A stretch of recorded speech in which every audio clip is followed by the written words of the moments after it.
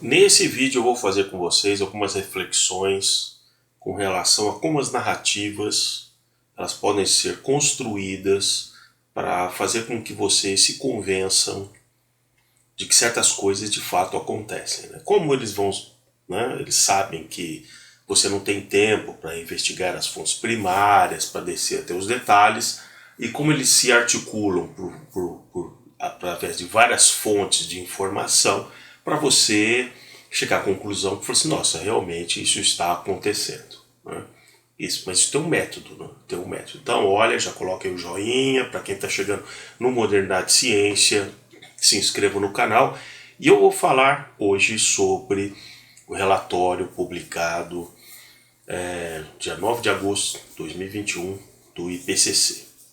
O IPCC, né, já esclarecendo que ele não é um órgão científico, né? Por mais que a mídia e tal tentando passar, porque não, porque cientistas do IPCC, não tem cientista do IPCC. O IPCC é um órgão governamental daquela entidade globalista que tenta convencer os países a adotar certas políticas do ponto de vista geopolítico.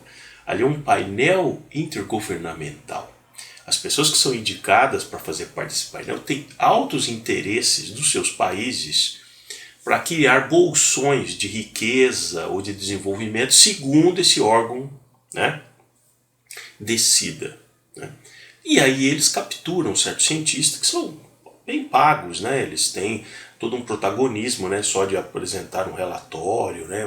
Um paper, uma coisa assim. Então, hoje a ciência ela é comprada, né? A ciência, infelizmente, né? Por isso que eu sempre digo, quem paga o cientista que você está ouvindo? Quem paga? O Isaac Newton era pago por alguém, alguma fundação, alguma universidade, alguma coisa assim, né? O Copérnico também, não, né? O Einstein, né, desenvolveu grande parte das suas teorias lá na Suíça, fazendo seus trabalhos ali no Instituto de Patentes e tal. Né? O Einstein era patrocinado por alguém. Não, não é isso que acontece hoje. A grande maioria dos cientistas hoje são patrocinados. Eles têm lá, sabe, tem lá aquela ração para produzir certos papers, mas dentro das revistas. As revistas também, né, revistas científicas, estão todos, né, aparelhados. Né?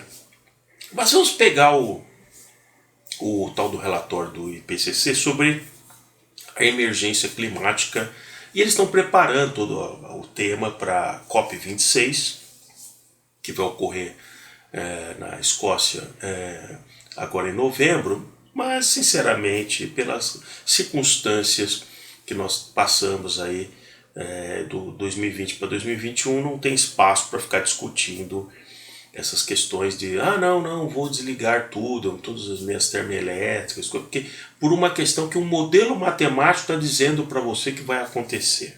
Todos esses modelos matemáticos falharam. Nenhum desses modelos consegue explicar o desaquecimento do mundo de 1945 a 1976. Aliás, quando não existia essa pressão do IPCC, vários cientistas nos anos 70, tem matérias, aí você sabe, que pregavam uma nova era glacial. Mas agora não, agora é o aquecimento global. Então eu tenho alguns itens aqui que eu vou listar para vocês, e eu acho interessantíssimo, porque em nenhuma dessa análise do IPCC entra a questão do campo magnético da Terra, o mínimo solar que o Sol está entrando com as manchas solares, atividade vulcânica, não. E o sequestro do CO2, ou a liberação do CO2, pelos oceanos, que são 3/4 da Terra. E eles ficam aqui brincando de que não, nós aqui na atividade antropogênica nós podemos mudar o clima de uma superfície de 531 milhões de quilômetros quadrados. Então temos coisas assim como assim, as mudanças recentes no clima estão espalhadas por todos os lugares. Queria que eles mostrassem que todos os lugares estão ocorrendo rápido e intensificando. São sem precedentes em uma escala de milhares de anos. Não é verdade. Em milhares de anos houve todo um ciclo de aumento de temperatura, diminuição de temperatura. Aliás, todo desenvolvimento humano ele prosperou com o aumento de temperatura. Você tinha mais caça, você tinha mais vegetação, você tinha mais os herbívoros comendo, que por sua vez tinha quem se alimentava dos herbívoros e assim por diante.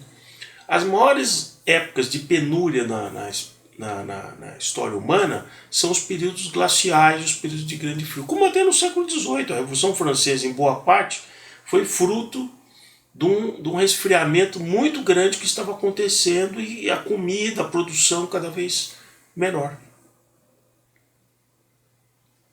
Pois é,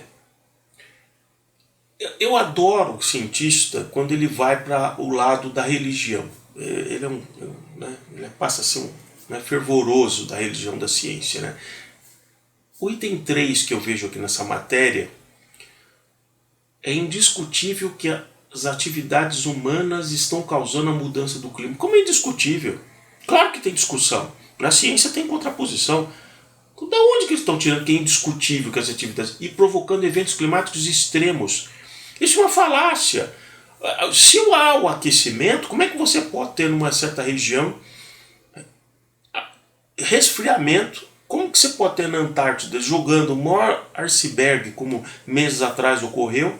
Como você pode estar nevando no Texas?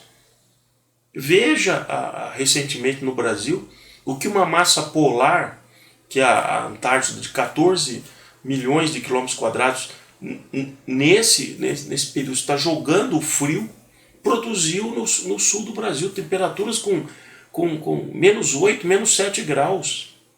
As mudanças climáticas existem? Claro que existem. Agora é uma falácia realmente acreditar que atividade humana. E aí eles têm algumas peculiaridades. Toda a sensibilidade humana, né, principalmente ao longo do século XX, foi eles estarem em cidades. É claro que no microclima da cidade a temperatura aumentou. Agora, faça o seguinte teste. Eu faço esse teste, eu tenho meus termômetros aqui, eu meço a temperatura, umidade, né, máximo, mínimo, e quando eu saio, né, para ir para outros lugares ali no interior do estado, nitidamente ali de São Paulo para o Vale do Paraíba, a partir de 50 quilômetros de distância de São Paulo, a temperatura já cai em geral 2 graus. Vai de 2 a 3 graus para baixo. Como que uma ilha de calor tão gigantesca como São Paulo, a 50 quilômetros de distância, não consegue manter a temperatura? Deveria manter a 50 quilômetros de distância, deveria manter a temperatura igual. Não, porque ali é uma região de Mata Atlântica, certo? Não tem tanta, né, essa questão do concreto, da questão, né, das ruas, os edifícios, e a temperatura perde aquilo, né, o calor para o espaço. Não, mas aí é o aquecimento global. Por isso que essa média de temperatura é uma grande falácia, né? É interessante como dizer assim, não há como retroceder em algumas mudanças que já estão acontecendo no sistema climático. Olha a pegadinha aqui.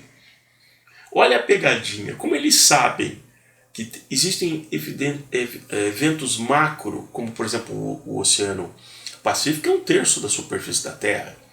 Ele captura e sequestra CO2, ou ele joga como o efeito do... Por que tem o efeito El Niño e Laninha? É só vocês pesquisarem. O aquecimento ou desaquecimento do Pacífico. É 1/3 da superfície da Terra. Então aqui tem assim, não há como retroceder em algumas mudanças que já estão acontecendo no sistema climático. É claro, é o cientista que dá aquela pegadinha para dizer, olha, tem coisas que no meu modelo não funcionam. Mas algumas delas poderiam ocorrer mais devagar e outras poderiam parar se pararmos o aquecimento. Pararmos o aquecimento como, cara pálida? Pararmos o aquecimento como você vai desligar tudo. Nos próximos anos, tudo que vier de hidrocarboneto você vai desligar?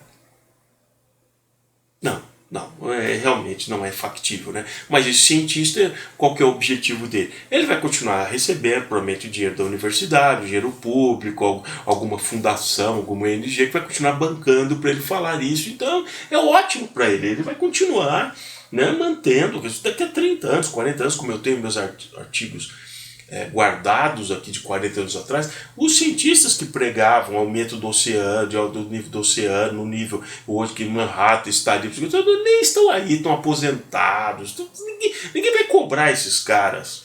Esses que estão falando hoje, ninguém vai cobrar se eles estão certo ou errado. Eles estão ou mortos ou aposentados. Então, fica muito fácil fazer projeção que você não tem responsabilidade nenhuma, né? Aqui, ó, os cientistas têm alta confiança de que os mantos de gelo da Antártida e da Groenlândia continuarão a perder massa nesse século. Alta confiança, virou religião. Eles têm alta confiança de que vai acontecer. É uma crença, realmente é uma crença. Aqui o item 10. Para limitar o aquecimento são necessárias reduções fortes, rápidas e sustentadas em CO2, metano e outros gases estufa. Isso não só reduziria as consequências da mudança do clima, mas também melhoraria a qualidade do ar. Então, vejam. Essa é uma matéria que, assim, às 5h10 da manhã foi publicado no jornal, tá? O Valor. No mesmo dia em que o IPCC publicou isso, às 5h10 da manhã, em Genebra, 10h10 da manhã, uma matéria extremamente longa, com gráficos, com apresentações.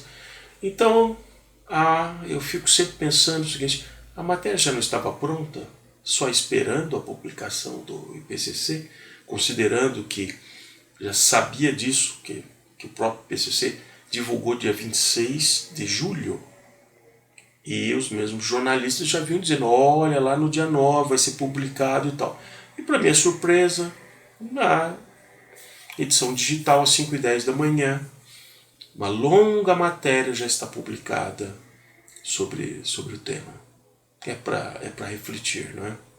Para refletir quais os interesses por trás desse tipo de lacração religiosa. Se tornou um mantra, né? Um mantra do aquecimento global.